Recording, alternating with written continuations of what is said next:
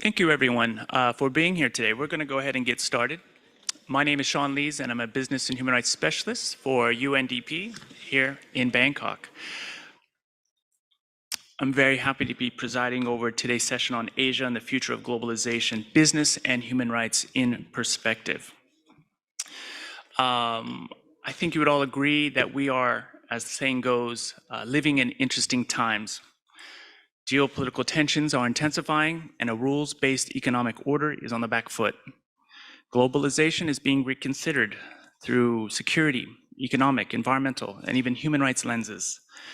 Policymakers seem to have forgotten that international trade investment has lifted 500 million people out of poverty over the last 2 decades. Today, experts and policymakers are more likely to speak of decoupling and self-sufficiency. At the same time, our responsible business agenda has risen to the top of a global agenda, and with it, a zeal to ensure more transparency, more compliance, and to impose sanctions where necessary. But what to make of this confluence of recent developments? How is the business and human rights agenda shaping the direction of international trade? And what are its unintended consequences? Well, to help us answer these and other questions, I'm delighted to introduce our panelists today. Steve Olson is a senior research fellow at the Heinrich Foundation. Oichen Fang is the head of a sustainability advisory, KPMG, in Malaysia. Joyce Chow is a country representative of Amphorai, and Dr. Sri Nontasud, member of the Committee on Economic, Social, and Cultural Rights, and Namit Agarwal, Social Transformation Lead at the World Benchmarking Alliance. Thank you very much, panelists, for being here today. I'm going to start with a question to Steve Olson. Given his wide range of experience in Asia and on the trade agenda here and as it evolves. Steve, the narrative on trade in Asia used to be much simpler. As you admit yourself in a recent op-ed piece, you described an older, seemingly out-of-date narrative on trade as this, quote, "Trade is good, free trade is better.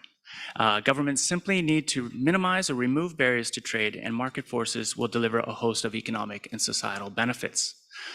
But in that very same op-ed piece, you wrote, "Today we've ended up in a world that bears very little resemblance to that idealized place we once envisioned." Steve, please give us a picture of where we stand today on international trade and trade policy. Well, thank you, Sean, very much. Good morning, everyone. A very warm welcome to you. First of all, a big thank you on behalf of the Heinrich Foundation to UNDP for their kind invitation. It's a real pleasure to be here.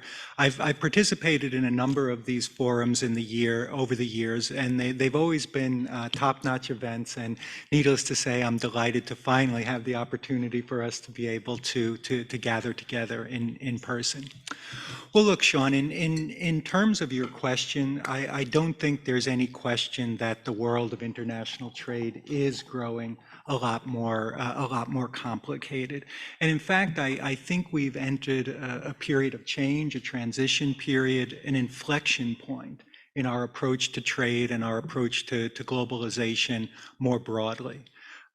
For the past 4 to 5 decades, we've been living through an era that I think we can very accurately describe as an era of hyper-globalization characterized by an almost dogmatic faith in the idealized world of free trade that's been sketched out by neoclassical economists from David Ricardo and Adam Smith on forward. And in this idealized vision, as you referenced from my recent article, Sean, all governments had to do was tear down trade barriers. And then a whole host of societal and economic benefits would accrue organically, almost automatically. Today, I feel like we're living in a very different world. There continues to be a recognition of the benefits, or at least the potential benefits, that can flow from international trade. But there's also a recognition that this unvarnished pursuit of free trade has also brought with it some unintended and some unwanted side effects. And so there's a growing recognition, I believe, and that I've been observing and living through, that business, government, civil society groups have to become much more proactive in helping to ensure that we get the social, the economic, and the environmental outcomes we want from trade. They just don't happen automatically. Now, how did we get to this new world? How did we get to this new era in globalization that I believe we're entering in? Well, I have to say, I'm reminded of the Ernest Hemingway novel, The Sun Also Rises, in which an American expat who recently went bankrupt is drinking in a bar. And one of his friends says to him, "Oh, I heard you went bankrupt. That's terrible. How did it happen?" And the American responds, "Gradually, then all at once." And I think that's, to a certain extent, that's a description how our consensus in support of free trade and globalization has started to unravel. I think questions about globalization and free trade started to reach a critical mass during I can't give you an exact time period, but I would say roughly during the second term of Barack Obama as President of the United States. Questions about free trade, in particular trade with China, and some of the social and economic trade-offs that it was requiring really started to reach a critical mass. And then, in very rapid succession, we absorbed three very significant systemic shocks, which helped to accelerate this whole process. The first one I would point to has got to be the election of Donald Trump as President of the United States. The most blatantly protectionist president we've had in the US in more than 90 years, someone who took a sledgehammer to all of the traditional institutions of globalization and planted the seeds in the minds of people around the world. Hey, you know what? Maybe this globalization stuff isn't inevitable. Maybe we actually can move backwards because it appears the United States is moving backwards. The second systemic shock that then came quickly on the heels before we even got through the Trump administration, of course, was the coronavirus pandemic. And from my point of view, the coronavirus pandemic reminded us that we'd gotten a little bit complacent, to be honest. We'd gotten a little bit complacent. We forgot that in addition to the benefits that can be derived from international trade, that guess what? International trade, in particular across extended global supply chains, can also bring risk and vulnerability. And then before we even got through the pandemic, we're still here gathered together wearing our masks and spraying our hands with sanitizer. Before we even got through the pandemic, we then absorbed and are continuing to absorb the third systemic shock, which is Russia's invasion of Ukraine. And the war in Ukraine has painfully demonstrated to us that economic interdependence, global trade can actually be weaponized against us. And these are things that have traditionally been really the heart and soul of globalization that we thought were immensely beneficial. And now we're learning that these can actually be used as a club and as a weapon against us. So all of these things cumulatively have led us, in my judgment, to a period where people are starting to say, well, look, are we entering a period of deglobalization? Or as the Economist magazine would call it, slowbalization. To be honest, I don't know. I don't know. Personally, I'm not comfortable with terms like slowbalization. I think they're a little bit too cute, and I think they're a little bit too trite to adequately describe what are really very, very complicated situations. But here's what I would say with a very high degree of confidence. We are entering into a period in which we are recalibrating our approach to free trade, our approach to globalization, and we're moving into an era where there's a much greater recognition that business, that government, that civil society will have to work much more proactively to ensure the economic, social, and environmental outcomes that we want from trade. Thank you. Thank you, Steve, for those astute comments and the historic view, a reference to the three systemic shocks, which none of us saw coming, did we? We didn't see Trump coming. We didn't see COVID coming. We certainly didn't see Ukraine coming. And yet here we are, gradually and then all at once. Steve, a real quick question, and just ask you to answer it as quickly as I ask it. You said a consensus on international trade has unraveled, but should, I'm not saying is, but should a new consensus emerge where trade policy is there to act in furtherance of environmental protections and/or human rights realization? Should it be used? And what are the trade-offs of that approach, if any? I'll answer just briefly, Sean. On the surface, I think this would appear to be a positive development. We're paying a lot more attention to the social, environmental, and economic outcomes of our trading relationship. And so, for people who are concerned about things like that, and I'm guessing it's the vast majority of the people in this room, that's a very positive development. I'm not so sure. I'm not so sure. Be careful about what you wish for. And here I'll make a couple comments wearing my hat as a former U.S. trade negotiator. Negotiating even just traditional free trade agreements is an immensely difficult and an immensely complicated task.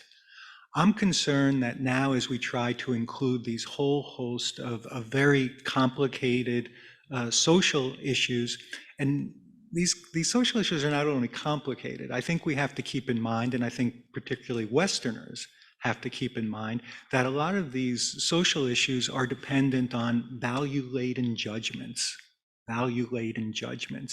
that Americans and Europeans sometimes make the mistake of thinking are universal, but in actuality are not. And so by including these complex, controversial, and frequently value-laden provisions into free trade agreements, I'm afraid that we might be making it almost impossible to conclude free trade agreements. Now look, I want to very quickly follow that up by saying, I get it, I understand. Free trade agreements have produced very mixed results. So many of you might be saying, well, hallelujah, that's great news if we're not going to have any more free trade agreements. But keep in mind, irrespective of the shortcomings that all of us can abundantly point to, let's not lose sight of the fact that we would be very hard pressed to identify any other factor in the past 75 years, in the entire post-World War II era, that has more prominently driven economic development, rising standards of living, employment, and a whole host of benefits, more so than our move towards trade. And in fact, you know, let's also be honest, the single most remarkable economic development story we have in recorded human history is the rise of China. And that was really fueled by a trade agreement, China's accession agreement to the World Trade Organization. So understanding and bearing in mind some of the drawbacks of these free trade agreements, I am concerned, keep in mind the benefits, and I am concerned that we might be making it more difficult to successfully conclude these agreements in the future. The other comment I'll make, again, wearing my hat as a trade negotiator, and here I'll just be brutally honest. I've got very serious reservations about the extent to which any of this stuff is going to be enforceable. Okay, so okay, we do include these provisions in free trade agreements. I think it's ridiculous to think that an international trade bureaucrat sitting in Washington, D.C. or Brussels is really going to understand what's taking place in the countryside of Vietnam with regard to a labor union election. Okay, so we run the risk that we end up with, you know, these agreements that might say a lot of nice things on paper, but really don't change the substantive reality on the ground because they're unenforceable, in which case the whole exercise becomes an exercise in virtue signaling rather than any meaningful change. And is that something that's productive? So look, from a personal point of view, I'm pleased to see this increased focus in international trade, on some of these social and environmental outcomes. I'm personally pleased to see it. My advice is proceed with caution, and please remember something, which is hard for me to admit as a former trade negotiator, but please remember, not every problem in the world can be solved by a free trade agreement. Powerful stuff, Steve. Thank you for those remarks. And I know that Joyce will be able to add further to this line of our conversation. Joyce, you represent Amphori in Asia-Pacific region, where, of course, we find many sourcing companies. But many of your buyers are actually from largely developed economies. What are your members telling you? What is the message they are receiving from their business partners in Asia regarding new compliance, enhanced transparency measures, and so on and so on? Thank you, Sean. Oh, on the right side. There you go. Thank you, Sean. Good morning, ladies and gentlemen. It's my pleasure to represent Amphori, to present here. Since 3 years ago in the same venue, we talk about gender lens, and we just signed the declaration to commit to gender equality. Now we evolve until yesterday, another session talking about inclusive procurement, or say gender responsive procurement. Things are getting more sophisticated, Sean. So even the establishment of Amphori since 1977, over 4 decades, we have been committed to drive sustainable, open, free trade, but sustainable and responsible supply chain.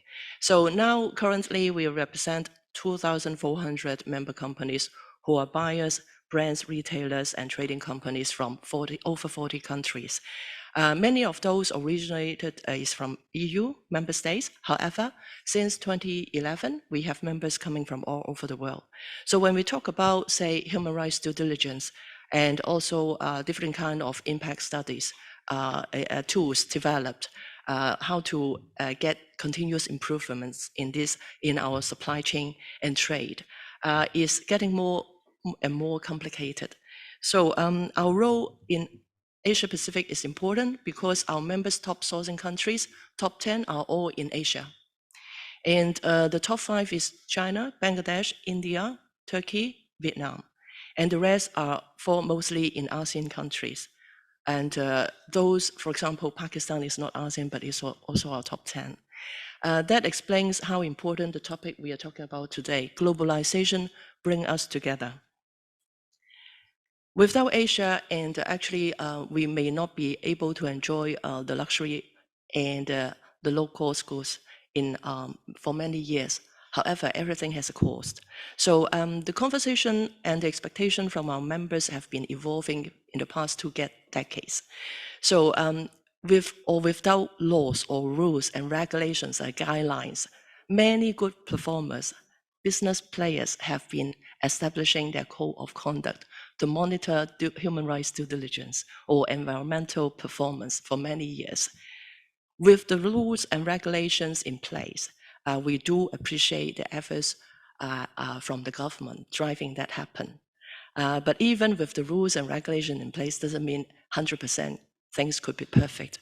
So our conversation and engagement of members recently have both 2 sides, yeah? On the one hand, positively, when we see, for example, European Union have introduced the corporate sustainability due diligence directive, and we see mushrooming of laws evolving from different countries, like Germany have Supply Chain Act, and say Norway have Transparency Act. In Asia Pacific, we do have country called Australia, also have Modern Slavery Act. So there are all things are happening, and how can business cope with those challenges? So the good side is people see now from voluntary now become legal liability. Yeah. So human rights due diligence is not something nice to have anymore for business. It's something back to basic. We should be reminded. However, sometimes the good things can also cause pressure. Pressure in the ways that the laws or what regulations doesn't tell us solutions. we need to invest more resources in rules and regulations in terms of supporting business or individuals' talents to grow so that we can build a better, global village together. What I would like to emphasize here, the proliferations of standards like social standards, like a different initiative like BSCI has been always criticized by business that, oh yeah, I just provide you 10,000 pence and you are asking me so many requirements for minimum wages and everything. And people become distracted. Yeah. So I think we need to articulate the reasoning of why we're doing it better. We have seen the very good output about the roadmap for the next decade of business and human rights deliver after the 2021 UN Forum. I think that provides a very good framework for us to work together to address that evolution of complexity of rules and regulations. Sometimes, I do not want to use the word, but sometimes when we hear from business, it becomes proliferations of laws and regulations and people are distracted. Many of the time we spend on interpretation of the law instead of building our self-capability to improve. So to conclude my answer to you, Sean, I would like to see, hopefully through our communication today, we can see those rules and regulations or framework driven by government. I'm so glad to see Japanese government is also taking the lead now. Please don't do it country by country. I think it's counterproductive. I would like to see cluster to cluster, like European Union are always taking the lead. However, we should not be too humble. ASEAN is also taking the lead in many ways. Say if in the past, say since 2007, we see ASEAN has already produced 2 instruments to establish regional framework for, say, cooperation on labor migrants. Between 2010 and 2019, ASEAN actually has issued guidance to member states about 162 recommendations for migrant works policy. So we should treasure and appreciate and avoid always finger pointing to, say, underperformed areas. That's something I would like to advocate. The second thing is resources should be focused on not just creating rules and regulations stating, repeating the requirements. We all know the requirements. We know how the ideal world should be. However, we need resources. Yeah. Instead of asking producers to create their own family caring center, why don't we mandate in industrial park or say a town planning? We have community center to take care of that regard. Then the producers can focus on doing a better job in what they should, also in providing quality products and safe products.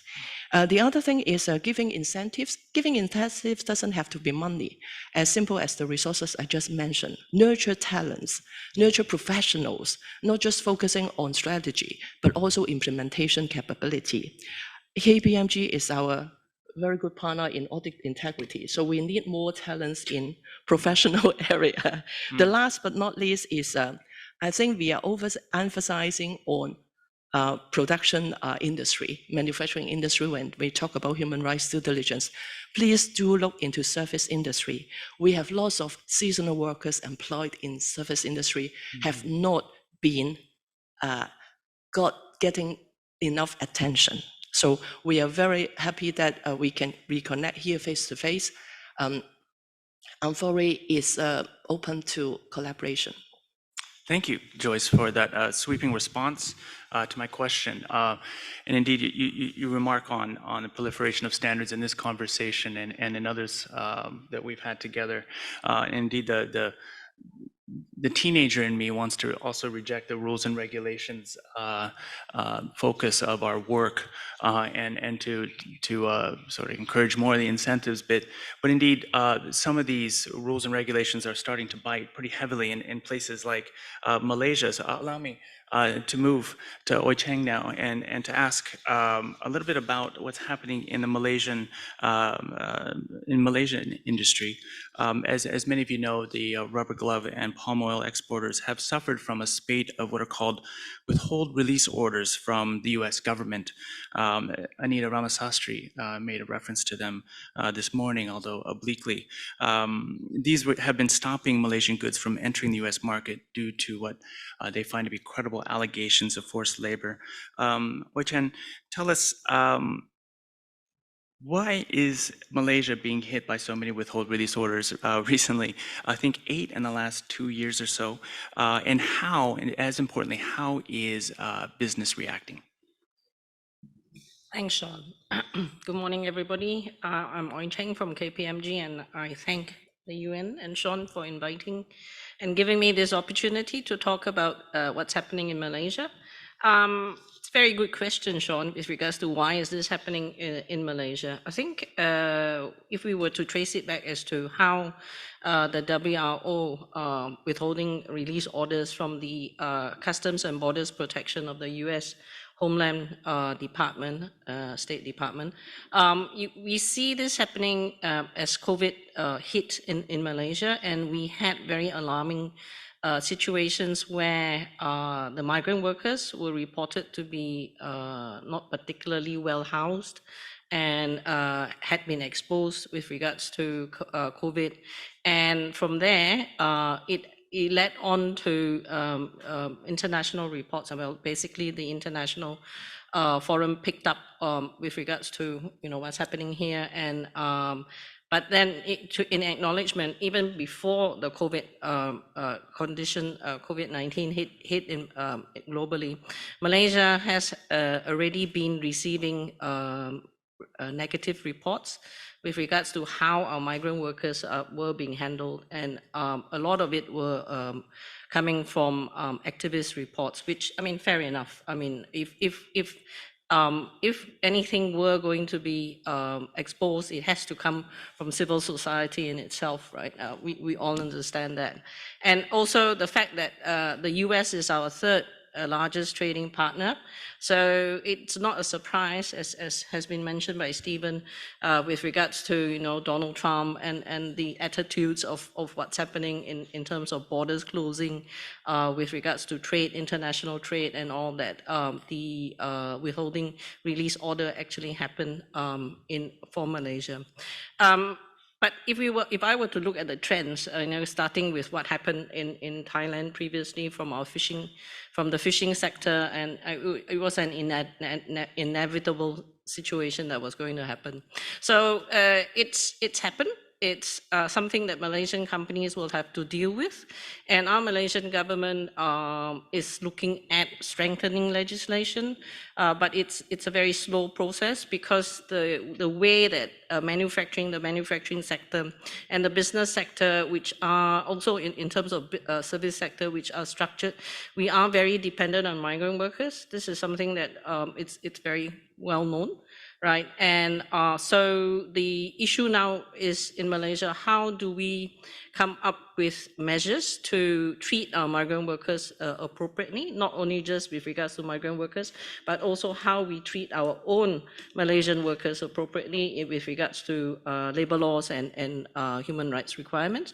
Malaysia, I would say, has got one of the most comprehensive labor legislation there is in the world. We follow the Commonwealth legal requirements. However, we are weak with regards to the treatment of migrant workers. That is something that we all recognize and does need to improve. So in terms of corporate Malaysia and businesses in Malaysia, we're not just talking about the public listed companies, but also with regards to the smaller SMEs and all. We are at a bit of a disadvantage, because the US Customs and Borders Protection Agency, when they issue their WROs, a lot of the clients that we work with, they get issued a letter to say that we are going to issue a sanction from the WRO, and they get sent a questionnaire, but a lot of the companies in Malaysia, unfortunately, are not quite aware on the seriousness of the questionnaires. And so there's two lines that the company takes, right? One, which is, they fully understand what the requirements are, and then they try to comply with clarifications and all of that. The other one is they have no idea what's going on, and so it's a bit lackadaisical in terms of response. So industry, in essence, prior to, all this proliferation of WROs, are left to manage it themselves. So they're trying to figure a way out of this. So it's something that for us in Malaysia that we seek, like so along the lines of what the Japanese government has done, legislation, structures, and as well as guidance documents. And I totally agree with Joyce that there are too many guidance documents, that it gets confusing. And I'm not, as Joyce said, we are not talking about, this guidance documents on a country basis, but more on an international, along the lines of, let's say, the Global Reporting Initiative, which can be applied to all sectors and also applied to all countries. And that will be something that will be really helpful, because at this present moment, apart from the RAGI principles, the business and human rights guidance, there is not much, particularly as well for the SME. So it's a situation where we are trying our best to assist our clients in that sense. Yeah, are you seeing an increased volume of interest from your clients in conducting either human rights impact assessments or to help them build out human rights due diligence processes? Yeah. Actually, even before the European due diligence mandatory requirement, Malaysia, being part of the global supply chain, has always had a very active due diligence, corporate due diligence, legal due diligence situation. Our companies get audited all the time, right? So in essence, as a follow-on to your first question, why did it happen to Malaysian companies? It was, for some companies, it was actually very perplexing, because they get audited 3 or 4 times by different clients in a year. We are subjected to many, many different types of audits, right? And it could be social audits. I remember maybe 10 years ago doing for an international company for Malaysian SME producer, along the lines of what SMETA audits are, Amphori audits are.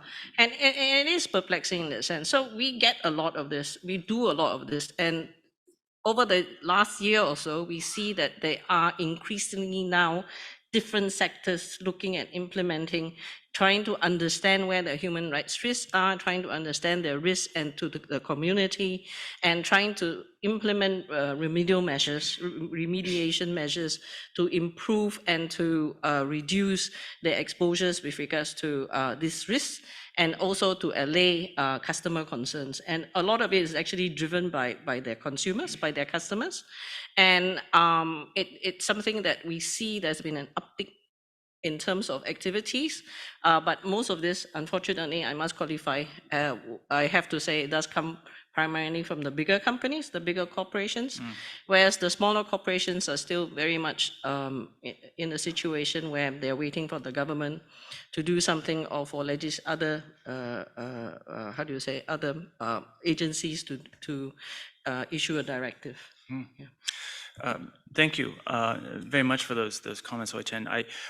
I hear a comment from Joyce on proliferation of rules, regulations, and standards, and from you, I hear of the proliferation of audits and the surprise that some companies experience when they are hit with a withhold release order from a buying company, from the United States or other. Yeah, I must say it's not just. We're not getting it just from the Customs and Borders Protection, the CBP, WRO. Of the United States. We're also getting it from the European companies where they're seeking to enforce the Modern Slavery Act.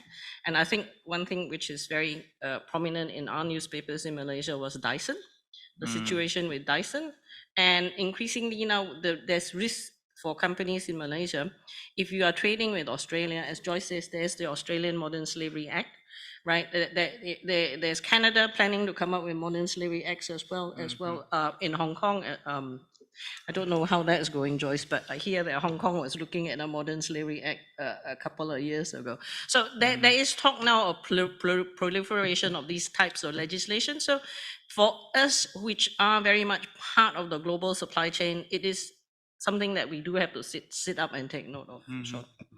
And thank you again. And there was a comment, I think, from someone from the floor at the opening about who will pay for all of this. Ultimately, the consumers will likely pay for increased compliance, and perhaps we should be. And perhaps consumers need to also have an adjustment of expectations if, in fact, they do want to see more responsible business practices, and they want to see a more responsible trade regime evolve. Someone who's been with us for a very long time on our business and human rights journey has been our panelist, Dr. Sari Nontasut. I think for the last 5, maybe 6 years, we've known each other and taken your views on the evolving picture, not just in Thailand, but for the region. Can you give us a few key lessons with regards to Thailand over the last 5 years and how it's embraced the business human rights agenda and what to make of evolving regulations and or a look towards mandatory human rights due diligence, as mentioned by the Secretary General of the Security and Exchange Commission this morning? Thank you.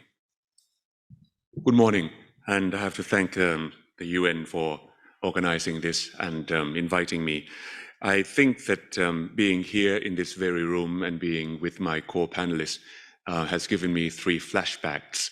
The first flashback is that this very room is the venue where in 2019 the Thai government launched the National Action Plan on Business and Human Rights. So this brings back a very fond memory, and I was part of I advised the government then about how to proceed with the National Action Plan, and also it's beginning its 2nd phase of the NAP. I'll be coming back to that. The second flashback is when Stephen talked about free trade agreements. In 2005, I was part of the negotiating team for the FTA bilaterally between Thailand and the US, and we were in Chiang Mai. That was the last round of the bilateral free trade agreement between 2 countries. It has not succeeded, so it's on the shelf. In Chiang Mai, farmers in the north came to protest against the FTA, and they burned the effigy of the head of our negotiating team. And that frightened him a lot. It frightened me also, because we didn't think that free trade negotiation would lead to any kind of protest or violence. But we saw firsthand, and I was responsible for negotiating competition policies and public procurement. But of course, free trade creates or encourages free flow of factors of production, one of which is, of course, labor. And I could not imagine, and I saw firsthand how violent this turned and how people protested against free trade. Almost majority of them were garlic farmers, but they didn't know that it would not the Thailand-US FTA would not create. It's not the US garlic that would be inundating the Thai market, but garlic from other venue. They don't care. For them, is that their market will be shrinking. They will have to, it's a trade-off, and they did not accept that. So in my view now, and I may disagree with Stephen, free trade creates opportunity, but free trade also creates risks. And we need to actually manage these risks. And when Stephen talks, of course, we understand that we need, for free trade negotiators, they tend to decouple, the free trade on one hand and the risk on the other hand, and they tend, I included back in 2005, externalizing these risks to other people, like, the Ministry of Environment, Ministry of Public Welfare should handle these risks later on when free trade occurs. The third flashback is when Oi Cheng and Joyce talk about ASEAN. And I served as the representative of Thailand to the ASEAN Intergovernmental Commission on Human Rights for 6 years, where I worked. My priorities then, one of my priorities was to encourage ASEAN member states to look at business and human rights. Now, ASEAN itself is a free trade bloc. In 1992, we created the first free trade called ASEAN Free Trade Agreement, which has morphed into ASEAN. it has morphed into one pillar of ASEAN. We have three pillars: political, economic, and social and cultural pillars. Now, as just like Stephen said, people in the economic pillar tend to decouple themselves from the risks that they have created from free trade. So to them, is the liability or responsibility of the other pillars. So when I served as human rights representative, I said, no, you create free trade. You need to be responsible for it. How? Maybe we disagree on this. We need to integrate the impact analysis of free trade. And we need to build in some kind of mechanism so that free trade shows responsibility to the positive and negative impacts that it can create, right? So in Thailand back in 2005, what the government responded to the farmers who came to protest was that they created a fund, very minimum, and to say to them in gesture that this would be the fund for the trade-off that you may suffer from, okay? It did not respond to all the free trade impacts. Now, when it comes to Sean's question, where is Thailand now? Well, of course, you heard from the previous session about how we had introduced the first mandatory disclosure of ESG. And I was part of it because I was sitting on board of the Stock Exchange of Thailand for 4 years, where I also pushed for ESG manual and ESG disclosure. Now, Thailand has done a good job in terms of producing this kind of first ever mandatory disclosure requirement for listed companies. And now I sit on, Economic, Social, and Cultural Rights Committee at the UN, where I have to say that the committee requires every state party, we have about 171 parties to the Covenant of Economic, Social, and Cultural Rights, to also introduce mandatory human rights due diligence from our General Comment number 24 in 2017. You can Google that. It's a Bible for us. So whenever a country comes to the committee, we ask them whether they have adopted or developed national action plan. Thailand is the only country whose report I cannot examine. But let's imagine if I can examine the state report of Thailand, what I would ask Thailand, and this would respond to Sean. Number one, I would congratulate Thailand on the introduction of mandatory disclosure requirement. But I would also ask Thailand what next you can do, what more you can do. Number one, what's the quality of the report? The quality of the report. How can you make sure that companies don't ESG washing themselves? So assessment and evaluation and auditing now is the next step. Second question, what about those companies that are not listed in the stock exchange and who are not required to produce any ESG assessment and disclosure? There are 700 plus companies in the stock exchange. What about those outside of stock exchange?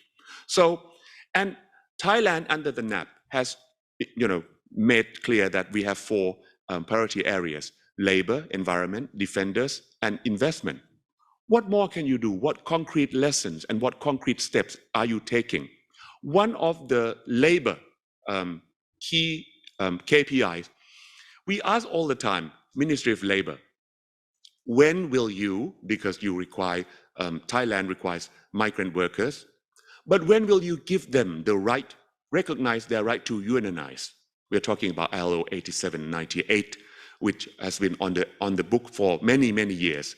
The current status is the Ministry of Labor has responded, we will consider, but that's the first NAP. Now it's the second NAP. So we need concrete progress, and we're asking them again, when will you come up with a concrete timeline to ratify ILO 87 and 98? So in Thailand, we have fertile ecosystem, but it's still a silo function. So someone with a bird's eye view, like myself, is now talking to the Ministry of Labor.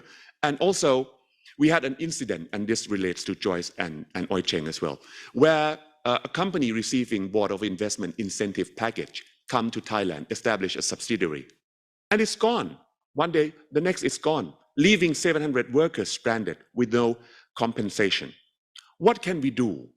When the Pillar 1 agencies, I'm talking about the UNGPs now, the Pillar 1 agencies create free trade agreement, and businesses are the risk owners.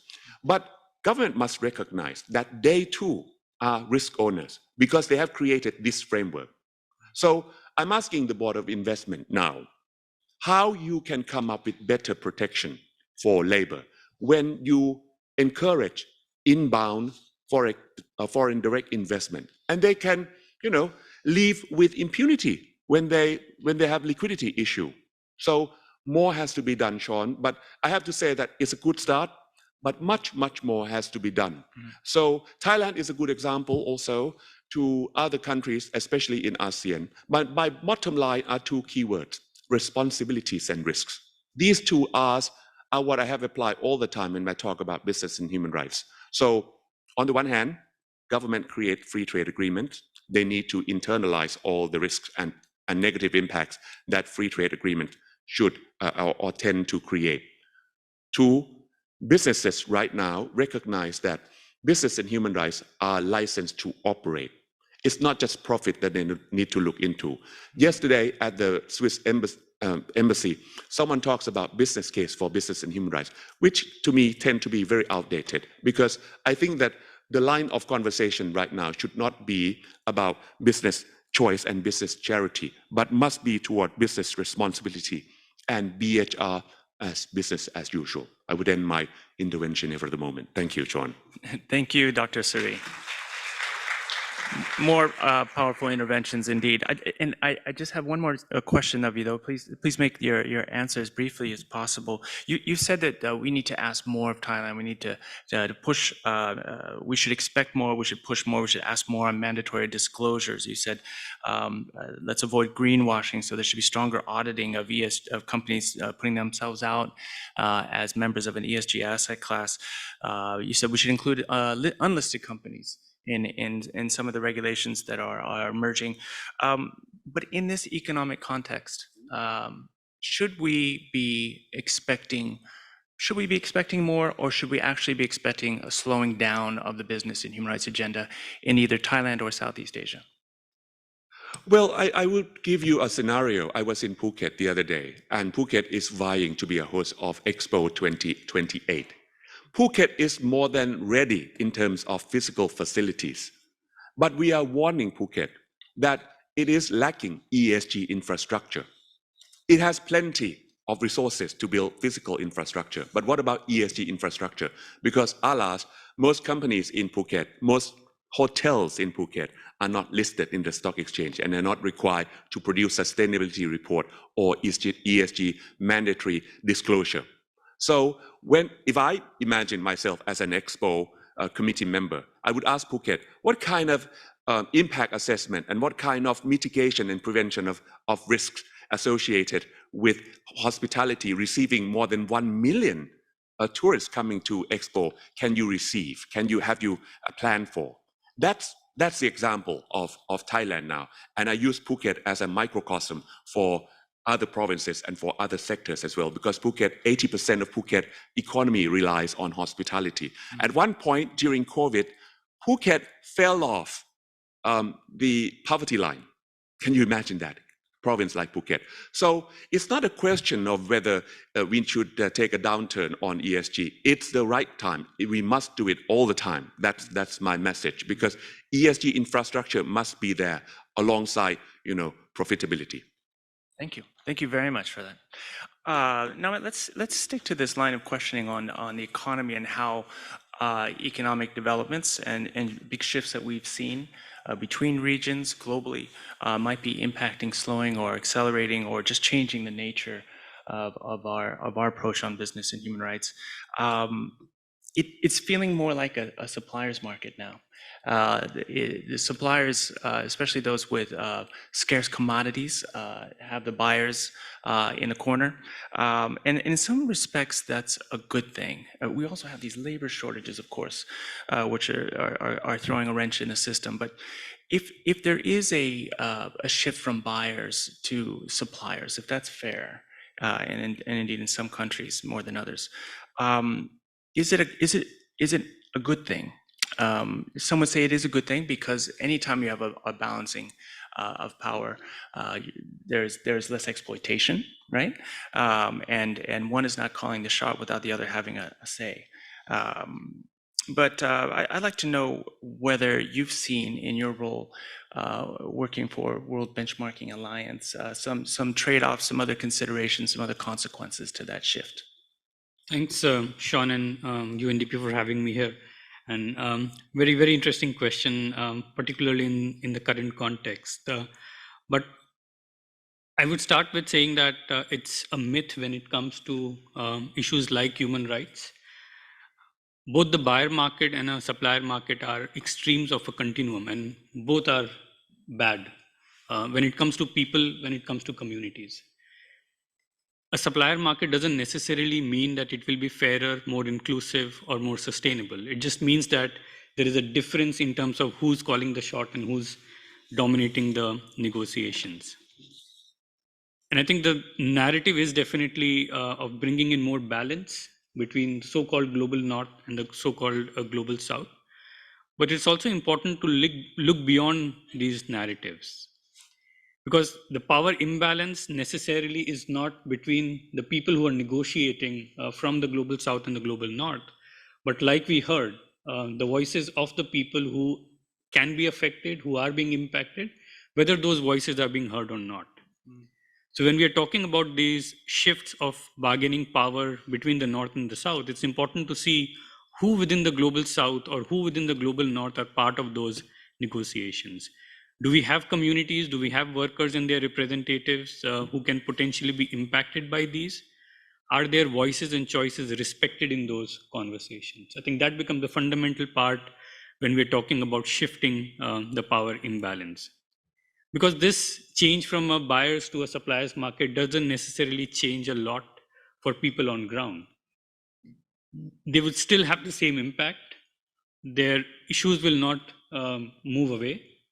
So how do we make sure that some of those dynamics become part of the thinking, the design, and also the negotiation of some of these conversations? And in fact, in some cases, it also becomes worse, because the accountability standards, the level of transparency, the ability of institutions, especially civil society, to question the governments, to question investors, to question companies in the so-called global north is sometimes higher. And when these are companies in the global south, because of a lack of transparency, the accountability becomes weaker in many cases. So I think that becomes quite a big challenge. A better bargain for companies or markets in the supplier context doesn't also mean that the benefits will percolate down to workers and communities. It doesn't mean higher wages for workers, living wages, better conditions, but it certainly would mean higher profits for companies in a different geographic context. We have also seen some extraordinary shifts, for example, in the Forbes billionaire list. You see billionaires from the global south in the top, and that's a growing trend. But again, I mean, that is not necessarily an indication that the power dynamics are shifting, that will result in better accountability, better human rights, better sustainability practices in that context. It's also because the globalization has also happened of business models, the purpose of business, and which is the same across North or the South. Whether it's an Amazon or a Walmart or a Reliance or a CP, the core ethos are more or less the same. The fundamentals of doing business are the same. So shifting the power dynamics between these companies is not a big change when it comes to issues of sustainability and rights. In WBA, we work with 2,000 of the most influential companies. We call them the SDG 2000. And these are companies across the globe. Most of them are listed, but some of them are also not listed. Some of these are state-owned companies as well. And what we have seen, we published an assessment, a baseline assessment, assessing the top 1,000 from our list of 2,000 on the core social fundamentals. And these fundamentals are ILO standards, UN standards that have been there for decades. And we saw that almost all the companies scored miserably on this baseline. Yes, there were some companies in the global north who scored slightly better, but it was not transformative. It was not very different from how companies, for example, in Asia were scoring. So essentially, it doesn't really matter where these companies are. They're still lacking in terms of basic transparency and some of the fundamentals as well. What we need in terms of the power imbalance and correcting that is more accountability, more transparency. And I think what was already mentioned on the panel is a need for international standards. We need policy coherence. We don't need a regional, a national context, because then it becomes difficult. When companies can compete on all the other factors at the global level, they don't need a regional or a national context when it comes to product quality, product design. Why on sustainability and human rights? So therefore, having more collaboration and cooperation and having international standards and policy coherence becomes most important. We also need shifts on the purpose of business. Some of these changes, some of the things that come out of this business and human rights due diligence will need shifts in how businesses are designed, business are implemented. For example, if you look at fast fashion, by design, fast fashion is going to have exploitations in the supply chains. Until and unless we change the concept, change the fundamentals of the business processes, we will not be able to address a lot of these issues. We also published something called the Corporate Human Rights Benchmark, and we will be releasing the next update in November this year. And one of the new indicators that we have brought in the new methodology is looking at how companies are looking at risks emerging from business models. What are the board level conversations? What are the board level commitments on shifting strategies and business models? So I think that is going to be quite important when we talk about these shifts, because there is this myth that having more global south, having more suppliers in the conversation will result in those changes. But if we want real impact, we need to get to the fundamentals and bring in those voices who are underrepresented. Thank you, Namit. But that shift in business practices and a shift towards greater acknowledgement of corporate purpose beyond just profit will probably only come about if we can really engage consumers more effectively, but also business owners more effectively. I see Oi Cheng next to me nodding her head vigorously, and I'm wondering, do you think it's realistic to expect this shift to happen based on your interactions with many clients? And I'm also wondering too about your feeling with regards to some business models just being inherently how should I put it? That some business models like fast fashion being inherently exploitative.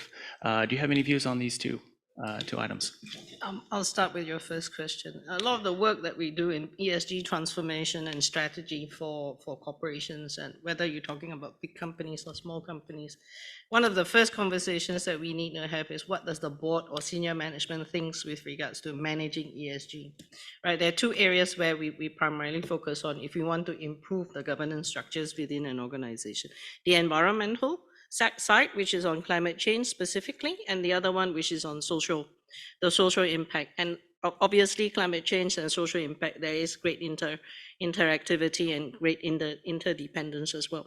So from a social perspective, if you're not having it in your board conversation, then you're not recognizing it as a risk, and therefore then it does not flow down into your corporate risk assessment processes. It does not allow you a broad view as to how you manage and identify ESG risks within your organization. And there are two aspects where we talk about G, the G aspect of ESG. A lot of companies in Malaysia, or rather ASEAN in Asia, I mean, we do work with a lot of multinationals as well. They recognize G as more from a corporate governance perspective, which is basically talking about anti-bribery, corruption, data privacy, and all of that. But they forget that within an organization, the governance structure of board decisions, board resource allocation, senior management decisions, that all comes under G as well. So we work a lot with trying to align companies to ensure that conversations are taken on board, conversations happen regularly, and that risk, it flows down to the risk assessment process. So in answer to your second question, having, how do you say, exposure with regards to FMCG and all, everything starts with good intentions, right?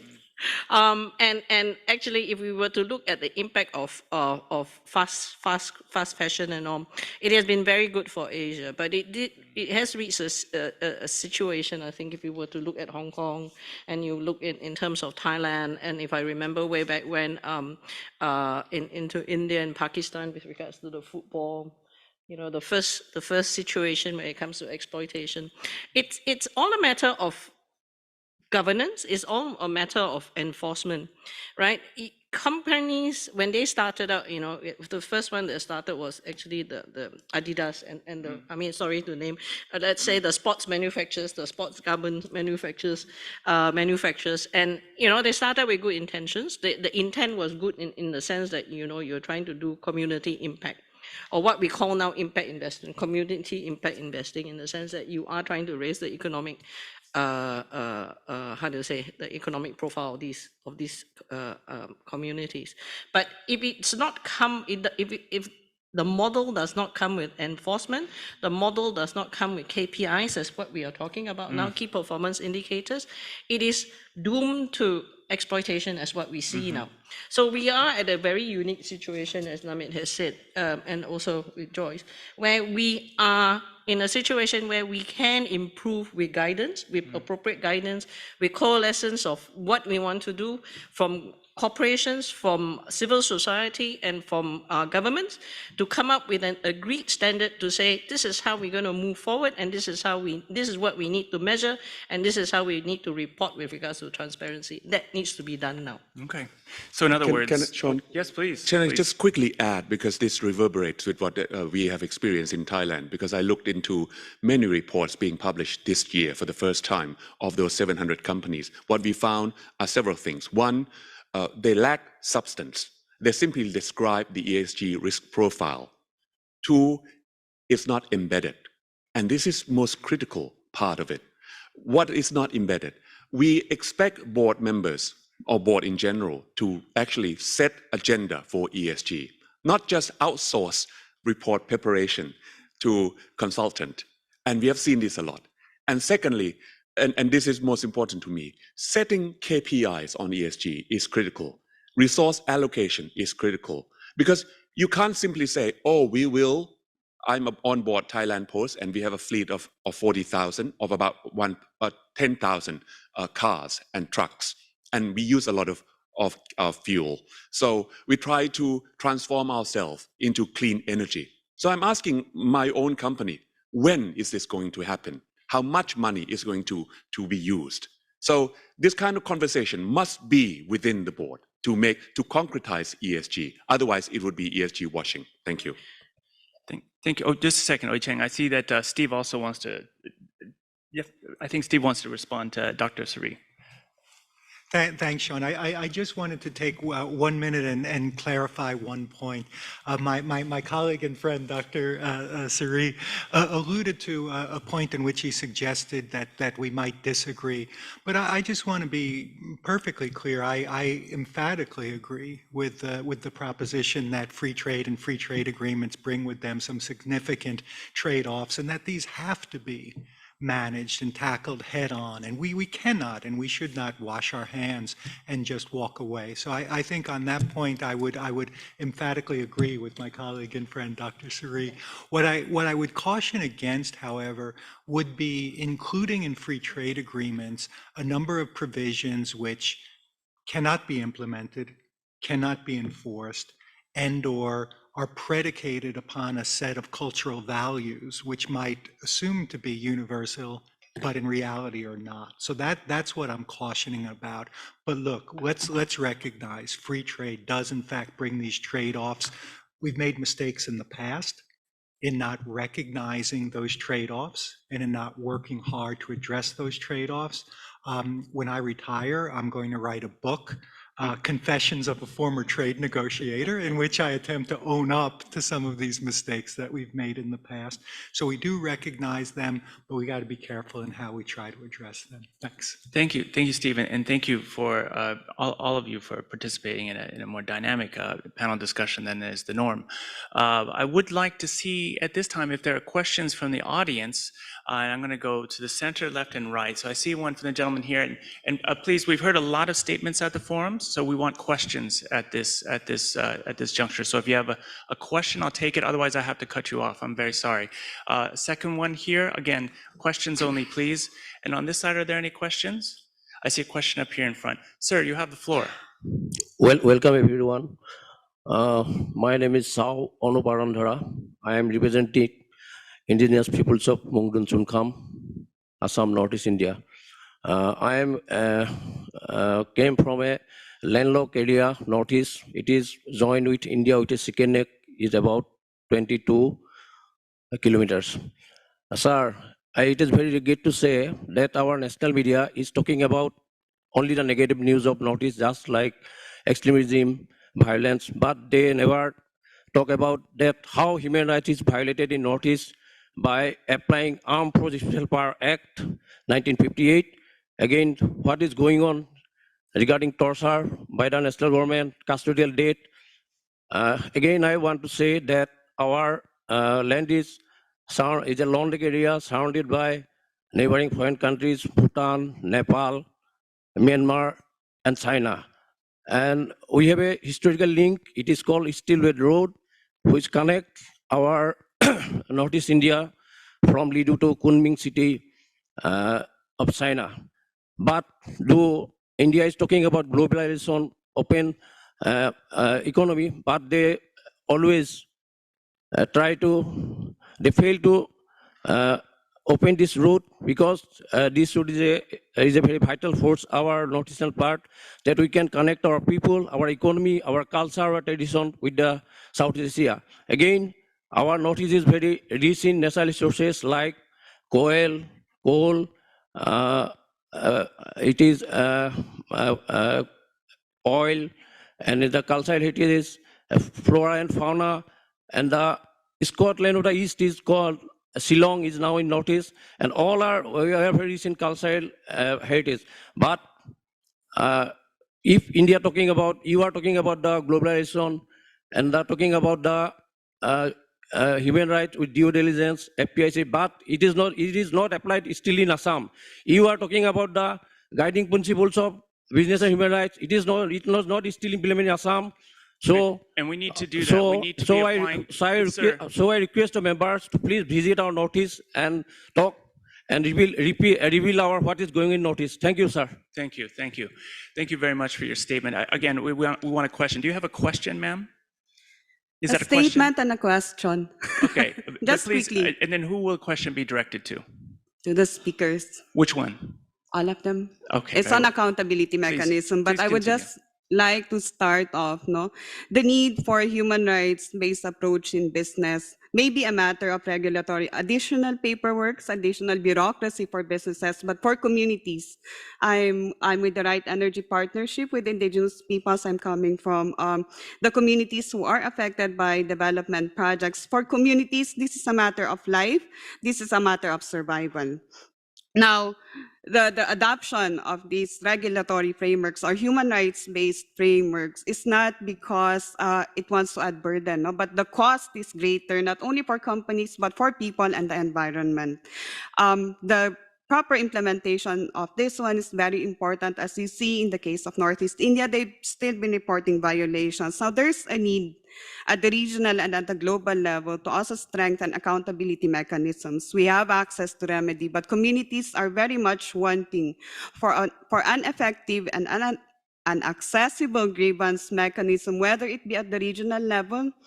It can happen that regional human rights mechanisms can respond to business cases.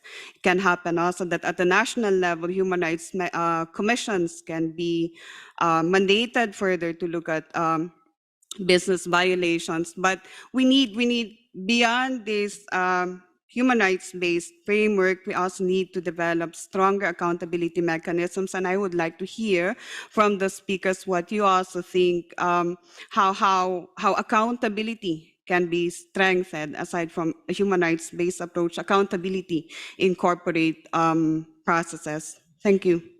Thank you for that question. We're going to come back to it when we take the third question. But ma'am, before I give the floor to the next person, can you, your name again and what your organization you represent?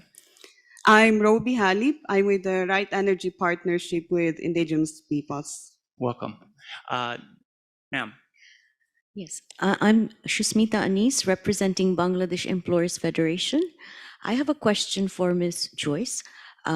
You see, we are globally connected and there's a supply chain. We depend on the suppliers. So on one hand, after Rana Plaza and all this, Bangladesh has come up significantly in terms of RMG compliance. But what we see is, yes, going green, environmental, all these are in the tick box, but no supplier is willing to spend a single cent more for all the activities that we have taken, we've taken at a next level. But where is the accountability when you talk about we are all connected? So of course, everybody wants to make money, but in the process, everybody has to be accountable. So what can, in terms of the broader perspective, what can one do so that also the suppliers to some degree also hold the responsibility? You cannot just demand from a country, which is struggling to make everything, make the ends meet. I mean, this is just not a fair world. So what can be done in the global context so that they, to some degree, take that responsibility? Thank you. Excellent questions. I'm going to ask my panelists to first volunteer to answer the first one, and then the second one as they choose. I look to my left here first. Is there a panelist who would like to respond? Joyce, please. Thank you for the question specifically for me, and it gives me a chance to explain better how our organization works. May I have your name, please? My name is Shusmita Anis, representing... Yes, we met day one. Yeah, yes. Thank you. And I think we share the same position here. And the way Amfori set up was to avoid duplication of, say, auditing in the industry, not to overload the supply side, say, finger pointing, this is your responsibility only. Brand-driven, 99% of the time, they share, actually, the requirement is the same, is how to do it is we need to respect different country, different industry, different companies have different resources to do so. So first of all, to respond to you, how we work is we focus on continuous improvement. Accountability, now we have mushrooming of rules and regulations. Now somehow if anyone in the supply chain, be it buyers or say a logistics service provider or even say production site, they share the responsibility legally. However, just confine those things to legal, to make it happen, it doesn't happen. So accountability start with share responsibility first. Who can do a better job in what area? Yeah. So in our model, and LIBE's CI Business Social Compliance Initiative, our team, for example, we have local office, and we facilitate dialogue with stakeholders. We work with ILO in Dhaka, for example, to have launch a series of capacity building program free of charge for producers engaged by their buyers so that they can learn more about, say, health and safety. Not necessarily just fall into a specific initiative, it's for their own good. So I think building the capacity can make them can be more accountable when they have even evolution of different requirements from all sides. So I think from a business-driven initiative, we are happy that we can partner with different organizations. Our team will meet your organization. Our president will meet your organization soon. And I hope we can explore more because time is limited here. But I just want to articulate here, accountability start with responsibility and sharing, not just say, but who can do a better job at what area? This is the matter of science, arts, and also has some cultural element blended into that. So we are happy that we can explore more in this area of the dialogue. I don't want to take too much time because other speakers may have responses. Indeed, and I'm going to you. just look for one response. Dr. Sari, thank you. Can I respond to the first question? We always live in a less than ideal world. We often talk in the UN system about encouraging state parties or member states to create national human rights institution. In ASEAN, there are 5 of them. What about the other 5 that has not set up a national human rights institution? Even if all of them have set up national human rights institutions, which are independent according to Paris Principle, there will be a gap at the regional level because, ASEAN creates regional issues, and these regional issues cannot be handled effectively by any NHRI in a domestic level. So ASEAN has to take responsibility and look at its own regional negative impact that it has created from, Pillar 1 perspective, from its own free trade agreement. Now, our friend from Bangladesh, my response is, I have seen good examples here in Thailand where companies recognize that they need migrant workers. So they forego recruitment agency. They go directly to, for example, Cambodia. And we have seen good example of upskilling, reskilling workers inside the country.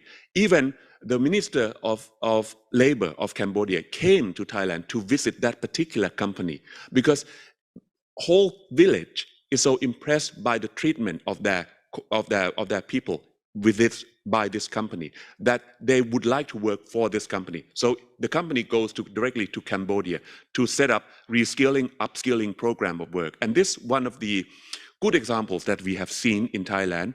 Also, another fishery company, Can Tuna, also forego recruitment agency and goes directly to Myanmar to set up their own recruitment. That's another good example.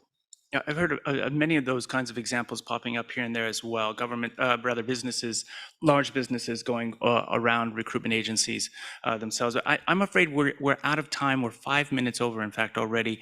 Allow me, if you'll forgive me, fellow panelists, to just wrap up with this very short comment.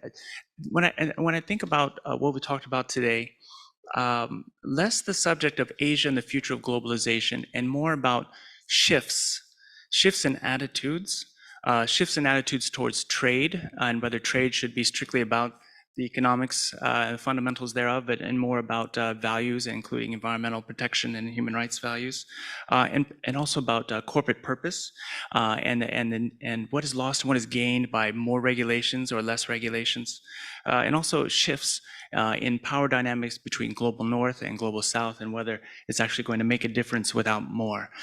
With that, I'd like to close this session and thank all of you for a very productive and fruitful conversation. Thank you.